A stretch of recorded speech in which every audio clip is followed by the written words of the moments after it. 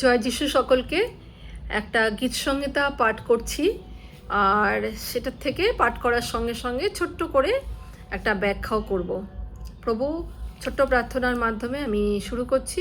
হে স্বর্গের পিতা, এই যে বাক্য আমি পড়ব, এই যে গীত সংহিতা থেকে আমি পাঠ করব, আমার আমার জীবকে তুমি, আমার মুখকে তুমি আশীর্বাদ করো, যেন তোমার ইচ্ছা অনুযায়ী প্রভু যেন আমি তার বিশ্লেষণ করতে পারি, এবং যারা শুনছে তাদের হৃদয় এবং কানকে এমন প্রস্তুত রাখো তারা যেন তোমাকে চিনতে পারে এবং তোমার বচনকে যোগ্য সম্মান করতে পারে, এবং তাদের জীবনে অনেক বড় আশিস এই বচন শোনার জন্য হয়। প্রভু যিশুর নামে প্রার্থনা, শুনে নাও পিতা, আমেন।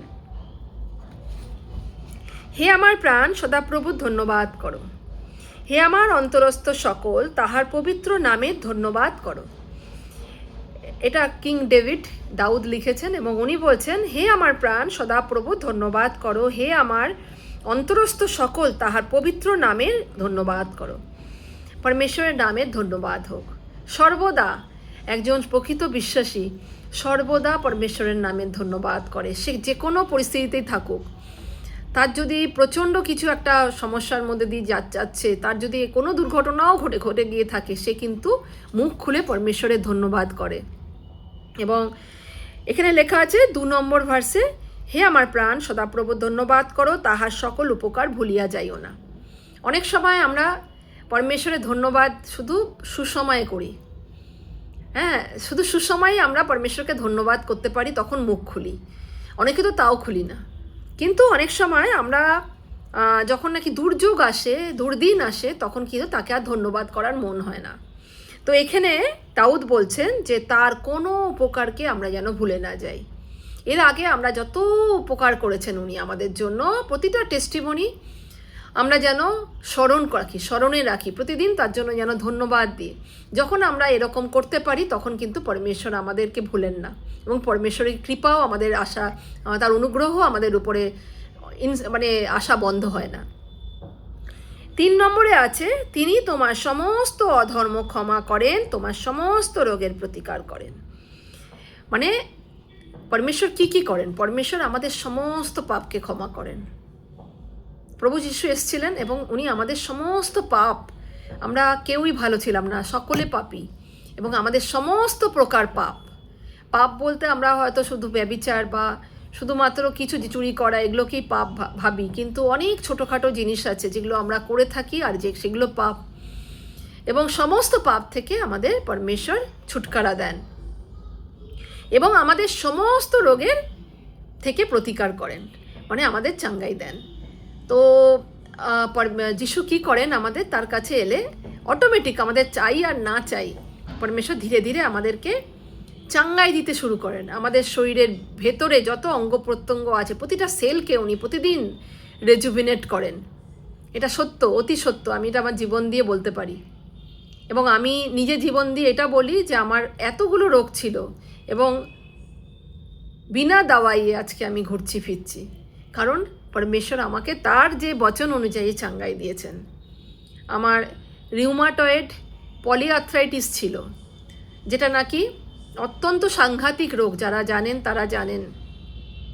ডাক্তার বলেছিলেন হুইল চেয়ারে চলে যেতে পারেন, ফ্লুইড জমতো হাঁটুতে, সেখান থেকে প্রভু বিনা ওষুধে আমাকে সুস্থ করেছেন। যেটা লাইফ টাইম খাওয়ার কথা ডাক্তার বলেছিলেন, সেই জায়গায় প্রভু সুস্থতা দিয়েছেন। মাইগ্রেন ছিল, হ্যাঁ, প্রভু যেহেতু বলেছেন চিন্তা না কর, আমি তোর সঙ্গে সঙ্গে আছি। যখন এই বাক্যটা আমি পড়েছিলাম, আমার সমস্ত চিন্তা প্রভু নিয়ে নিয়েছিলেন, এবং আমার মাইগ্রেনও তার সঙ্গে প্রভু নিয়ে নিয়েছিলেন।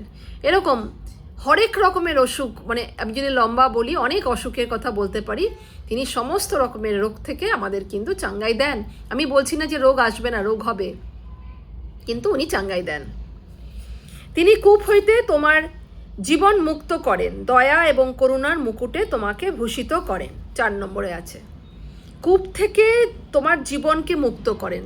এর অর্থ হচ্ছে রিডিম করেন, আমাদের ছাড়িয়ে নেন। অ্যাকচুয়ালি আমরা যদি পিছনে পুরনো জীবনকে দেখি, আমরা কিন্তু একটা গর্তের মধ্যে পড়া ছিলাম, একটা কাদা মাখা একটা গর্ত, তার মধ্যে আমরা পড়েছিলাম। প্রভু হাত বাড়িয়ে আমাদেরকে বের করে নিয়েছেন এবং আমাদের নিজের হাতে ধুয়েছেন, আমাদেরকে ধুয়ে তার কোলে স্থান দিয়েছেন, তার কাছে থাকতে দিয়েছেন, আমাদের হাত ধরে রয়েছেন। আমরা যদি সেদিক দিয়ে ভাবি, তিনি আমাদের রিডিম করেন, আমাদের ছাড়িয়ে নিয়েছেন, পুরনো জীবন থেকে ছাড়িয়ে নিয়েছেন। আমাদের কিন্তু এমন কিছু হয়নি যে আমার ধর্ম কোনো পরিবর্তন হয়নি, কিন্তু পুরনো জীবন থেকে সম্পূর্ণরূপে প্রভু আমাদেরকে ছাড়িয়ে নিয়ে এসছে। কারণ আমরা যদি অনেক রকমের বই আমরা পড়ে থাকি, অনেক রকমের ধর্মীয় পুস্তকও আমরা পড়ে থাকি, কোথাও কিন্তু পুরোপুরি ছাড়িয়ে নিয়ে উদ্ধার কেউ বলেননি যে মার্গ সত্য জীবন আমি, আমার মধ্যে দিয়ে না গেলে পিতার কাছে যেতে পারবে না, এই কথা কেউ বলেননি। কিন্তু উনি বলেছেন, আমাদের ছাড়িয়ে নিয়েছেন এবং ওনার হাত ধরে ওনার সত্যে চালাচ্ছেন, ওনার মার্গে চালাচ্ছেন, রাস্তায় চালাচ্ছেন এবং জীবনের পথে নিয়ে যাচ্ছেন। এবং সেই জীবন, যে জীবনের শেষ হয় না, এই পৃথিবীতে তো আমরা সর্বদা থাকবো না, আমাদের অনন্ত জীবনের দিকে নিয়ে যাচ্ছেন, এভার লাস্টিং লাইফ, সেখানে নিয়ে যাচ্ছেন। এবং দয়া এবং করুণার মুকুটে আমাকে ভূষিত করেন। এখানে তোমাকে আছে, আমি আমাকে দিয়ে বললাম। এই যারা শুনছি প্রত্যেককে উনি দয়া করেন, উনি দয়া করতে চান, উনি করুণা করতে চান। এটা একটা অদ্ভুত ওনার করুণা। আর লেখা আছে, দয়া এবং করুণার মুকুটে তোমাকে ভূষিত করেন। উনি আমাদের অনুগ্রহ করেন, আমাদের করুণা করেন। ওনার দয়া এবং করুণা এতটা যে আমরা তাকে মেজার করতে পারি না। উনি, লেখা আছে বচনে, উনি আমাদের এতটা দয়া করেন যে মানে আমাদের পূর্ব দিক থেকে পশ্চিম দিক থেকে পূর্ব দিক যেমন দূরবর্তী, তিনি আমাদের থেকে আমাদের অপরাধকে ততটাই দূর করেছেন। এবং এই জন্য উনি আমাদের প্রচুর রূপে দয়া করেন, আমাদের প্রচুর রূপে উনি আমাদের করুণা করেন। ওনার করুণা ছাড়া কিন্তু আমরা এই জীবিতদের দেশে আজকে জীবিতই থাকতে পারতাম না। এটা তার দয়া যে আজকেও আমরা জীবিত আছি। এবং পরের লাইনে লেখা আছে, তিনি উত্তম দ্রব্যে তোমার মুখ তৃপ্ত করেন, ঈগল পক্ষীর ন্যায় তোমার নতুন যৌবন হয়। এটা অদ্ভুত ব্যাপার, তিনি আমাদেরকে তৃপ্ত করেন। আমরা সবাই খেতে ভালোবাসি, একদিন যদি উপবাস করি তো আমরা বুঝতে পারি আমরা কতটা খেতে ভালোবাসি। আমরা হয়তো বলি যে আমার কোনো খাবার লাগে না বা কিছুই, আমি অত খাওয়া পছন্দ করি না, কিন্তু যেদিনকে উপবাসে থাকি, আমরা ফাস্টিং করি, সেদিনকে আমরা কিন্তু বুঝতে পারি যে আমাদের কাছে খাবারটা কতটা ইম্পর্ট্যান্ট। আমাদের টেবিলে যে প্রতিদিন খাবার থাকছে সেটা কিন্তু কোনো কাকতলীয় ঘটনা না, এটা কিন্তু পরমেশ্বরের আশীর্বাদ। ওই জন্য আমাদের টেবিলে খাবার আছে, আমরা যেন তাকে সম্মান করে ধন্যবাদের সঙ্গে গ্রহণ করতে পারি। এবং তিনি আমাদের ঈগল পক্ষীর ন্যায় নতুন যৌবন দেয়, লেখা আছে এখানে। মানে আমরা হয়তো ক্লান্ত হই, শ্রান্ত হই, বাক্যেই লেখা আছে আমরা যুবকেরা ক্লান্ত শ্রান্ত হবে এবং তারা ভেঙেও পড়তে পারে, কিন্তু যারা পরমেশ্বরের জন্য প্রতীক্ষা করে তারা কিন্তু ঈগল পক্ষীর মতো অনেক উপরে ওঠে। ঈগল পক্ষী কেমন? ঈগল পক্ষী যখন ওরা কিন্তু বয়স হয়ে যাওয়ার পরেও, আমার শোনা কথা যে ওরা ঠোঁট দিয়ে পাখনাগুলোকে বের করে নেয় এবং রেস্টিংয়ে থাকে, এবং ওই সময় আবার নতুন পাখনা গজায়, যেটা নাকি আরও বেশি শক্তিশালী, এবং সে কিন্তু আরও উপরে ওড়া শুরু করে দেয়। ঠিক এখানে দেখছি যে এত রকমের পাখি থাকতেও পরমেশ্বর কিন্তু আমাদের ঈগল পক্ষীর সঙ্গে তুলনা করছেন এই কোয়ালিটিটার জন্য। আর এরকম ওয়াদা, এমন প্রমিস মনে হয় না আর কেউ করেছেন যে আমাদের প্রতিদিন ঈগল পক্ষীর মতো উনি আরও উপরে উড়াবেন, মানে আমাদের সীমানার বাইরে নিয়ে যাবেন। মানে পরমেশ্বর, আমরা কল্পনা করতে পারি না যে পরমেশ্বর আমাদের জন্য কিভাবে আমাদের করুণা করেন, আমাদের উপরে আরও উঠতে কতটা সহায়তা করেন। এখানে লেখা আছে যে 6 নম্বরে সদাপ্রভু ধর্মকার্য সাধন করেন, উপদ্রুত লোকদের পক্ষে বিচার নিষ্পত্তি করেন। তো উপদ্রুত লোকদের জন্য বিচার নিষ্পত্তি করেন। যদি কেউ আমাদের উপর অন্যায় করে, পরমেশ্বরের লোকদের উপর অন্যায় করে, তার বিচার আমাদের করতে হবে না, আমরা চুপ করে রেস্ট করব, আমাদের পক্ষে পরমেশ্বর লড়াই করবেন এবং পরমেশ্বরই উত্তর দেবেন। এরপরে আছে 8 নম্বরে সদাপ্রভু স্নেহশীল, কৃপাময়, ক্রোধে ধীর, দয়াতে মহান। তিনি স্নেহশীল, তিনি কৃপাময়। আবারও বলছি, বারে বারে বলি, উনি আমাদের খুব ভালো পিতা, খুব খুব খুব ভালো পিতা। আর যাদের মধ্যে ভুল আছে তারা শুনে নিন, মনে অনেকটা ভুল ভাবনা থাকে যে হয়তো তার পরিস্থিতি কোনো খারাপ কিছুর মধ্যে দিয়ে যাচ্ছে, সে হয়তো কোনো রোগের মধ্যে দিয়ে যাচ্ছে, দুরারোগ্য রোগের মধ্যে দিয়ে, তার মনে হয় এটা আমাকে পিতা দিয়েছে। কারণ অনেকেরই এটা ধারণা যে পিতার ইচ্ছা ছাড়া কিছু হয় না, তা নয়। পরমেশ্বরের ইচ্ছা ছাড়াও অনেক কিছু হয়, আর সেটা পরমেশ্বর দেন না, সেটা ডেভিলের দেওয়া, সেটা শত্রুর দেওয়া।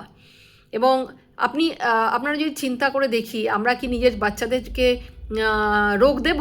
আমরা কি চাইবো যে আমার বাচ্চার ক্যান্সার হোক, আমার বাচ্চার আর্থ্রাইটিস হোক? আমরা তো চাইবো না।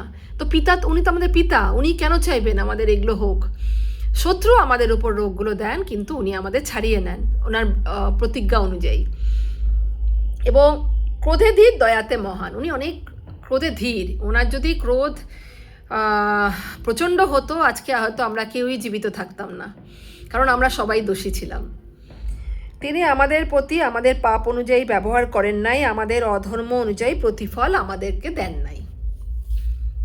কারণ পৃথিবীর ওপরে আকাশমণ্ডল যত উচ্চ, যাহারা তাকে ভয় করে তাহাদের উপরে তাহার দয়া তত মহৎ। মানে আমাদের উপরে, মানে আমরা কল্পনা করতে পারি না কতটা ওনার দয়া আমাদের উপরে, এটা বর্ণনা করা হয়েছে। প্রচণ্ড দয়া উনি করেন, প্রচণ্ড দয়া করেন।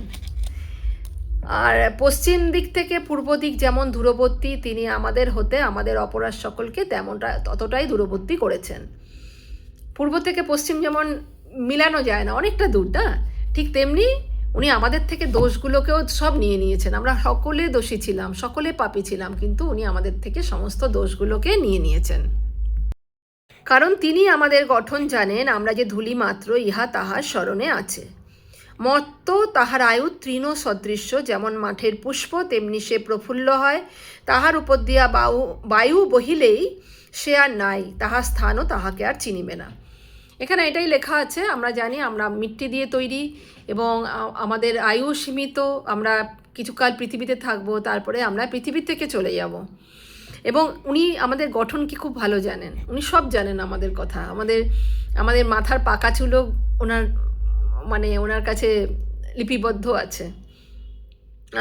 তো মর্তে আমাদের আয়ু তৃণের মতো। তৃণ যেমন নাকি আজকে সবুজ, কালকে দেখবো নেই, আর ওখানে শুকিয়ে গেছে আমাদের কিন্তু জীবনটা তাই।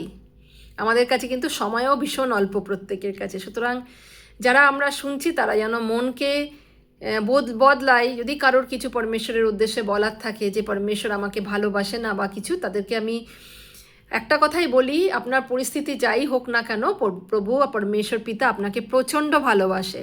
এতটা ভালোবাসে যা উনি আমাদের উদ্ধারের জন্য একমাত্র তার প্রিয় পুত্রকে আমাদের জন্য দিয়ে দিয়েছেন, যাতে আমরা কেউ বিনষ্ট না হই। এটা কিন্তু উনি ধর্ম প্রচার করতে আসেনি, ধর্ম তো পরে লোকে বানিয়েছে। উনি এসেছিলেন পুরো পৃথিবীর মানুষদের উদ্ধারের জন্য, যাতে উদ্ধার পায়। সুতরাং আমরা ধর্মের দিকে না তাকাই। যদি ধর্মের চশমা দিয়ে দেখি তবে প্রভুকে বুঝতে পারবো না, কিন্তু প্রভুর স্যাক্রিফাইসকে, প্রভুর বলিদানকে যখন আমরা দেখব, তখন বুঝতে পারবো উনি কেন এসেছিলেন।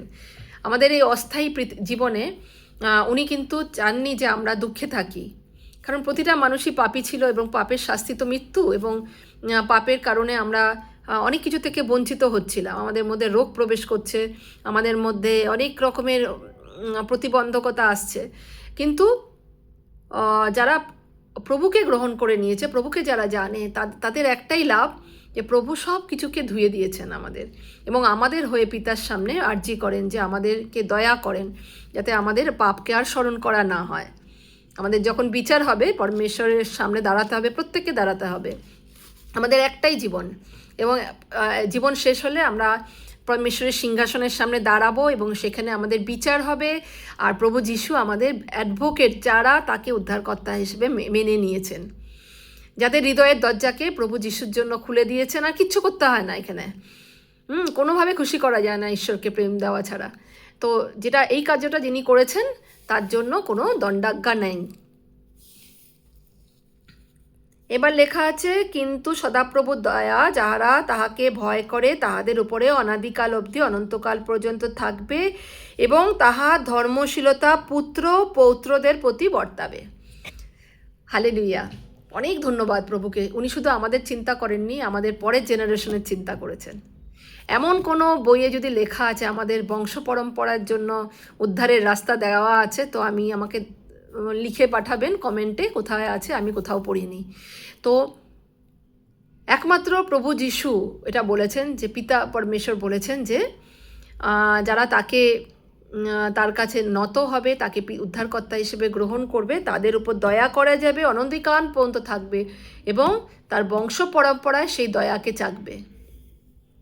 তাহাদের প্রতি যাহারা তাহার নিয়ম রক্ষা করে, তাহার বিধি সকল পালনার্থে স্মরণ করে, সদাপ্রভু স্বর্গে আপন সিংহাসন স্থাপন করিয়াছেন, তাহার রাজ্য কর্তৃত্ব করে সমস্তের উপরে। তো আমরা দেখছি এখানে পরিষ্কার লেখা আছে স্বর্গ এক বলে একটা স্থান আছে, যেখানে পরমেশ্বরের সিংহাসন রয়েছে। সেই সিংহাসনে পরমেশ্বর পিতা উপবিষ্ট, তার দক্ষিণ পার্শ্বে প্রভু যিশু বসে আছেন, আমাদের বাক্য অনুযায়ী বলছি। আর উনি আমাদের জন্য পবিত্র আত্মা পাঠিয়েছেন, যেই পবিত্র আত্মার সহভাগিতা সর্বদা আমরা পাই, যেটা আমাদের অন্তরে আছেন। সেই পবিত্র আত্মা আমাদের চলতে সহায়তা করেন এবং পরমেশ্বরী রাজত্ব সব কিছুর ওপরে। সদাপ্রভু দূতগণ তাহার ধন্যবাদ করো, তোমরা বলে বীর, তাহার বাক্য সাধক, তাহার বাক্যের রব শ্রবণে নিবিষ্ট।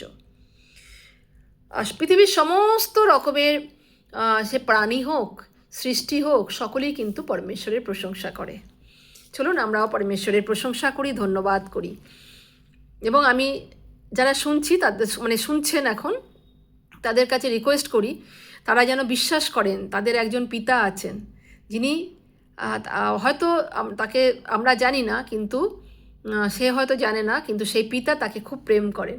এই জন্যে উনি আজকে শুনছেন এই বচনকে এবং পরমেশ্বরের প্রেমকে চিনছেন এবং প্রভু যিশুর কাছে আসছেন এবং প্রভু যিশুকে অন্তরে স্থান দিচ্ছেন, যাতে নাকি তিনিও অনন্ত জীবনকে গ্রহণ করতে পারেন এবং তার থেকেও সমস্ত পাপ থেকে উনি ছুটকারা পান এবং সমস্ত রোগ থেকে ছুটকারা পান। প্রভুর দয়া অনুগ্রহ অবিরত পেতে থাকেন এবং জেনারেশন টু জেনারেশন পায়। প্রভু অনেক ধন্যবাদ দিই এই বাক্যের জন্য, তোমাকে অনেক ধন্যবাদ দিই যে তুমি আমাদের সমস্ত রোগ থেকে চাঙ্গাই দাও। তোমাকে ধন্যবাদ দিই তুমি আমাদের পুরনো জীবন থেকে ছুটকারা দিয়েছো। তোমাকে ধন্যবাদ দিই পুরনো পিঁড়ি সে পিঁড়ি, বংশ থেকে বংশ পরম্পরায় হয়ে আসা অনেক রোগ, অনেক শ্রাপ, অনেক কিছু থেকে তুমি আমাদের বন্ধন থেকে মুক্ত করেছো, এই জন্য ধন্যবাদ দিই। প্রভু আজকে যদি কেউ শুনছে এবং বিশ্বাস করছেন এবং প্রভু যিশুকে নিজের উদ্ধারকর্তা হিসেবে হৃদয়ে স্থান দিচ্ছেন, তার জন্য এই প্রার্থনা করছি তার জীবনে প্রভু অনেক বড় কার্য হোক, সে যেন তোমার উপস্থিতিকে চিনতে পারেন এবং তার জীবনের সমস্ত অ্যাংজাইটি দুঃখ যেন চলে যায়। তাকে তুমি ঈগল পক্ষীর মতো নতুন শক্তি দিও, নতুন এনার্জি দিও। সে যদি রোগে শয্যাশায়ী থাকে তাকে তুমি চাঙ্গাই দিও। কারোর যদি চোখে দৃষ্টি না থাকে তাকে দৃষ্টি দিও। কেউ যদি ধুন্দলাপন চোখে হাপছা দেখছেন সে যেন পুরো দেখতে পারেন। আমি প্রার্থনা করছি কেউ যদি কানে কম শুনছেন, কিন্তু প্রভু যিশুর নাম যেই মুহূর্তে তার কানে প্রবেশ করবে সে পুরো শুনবেন। প্রভু যিশুর সামর্থ্যের নামে প্রার্থনা করলাম, শুনে নাও পিতা, আমেন।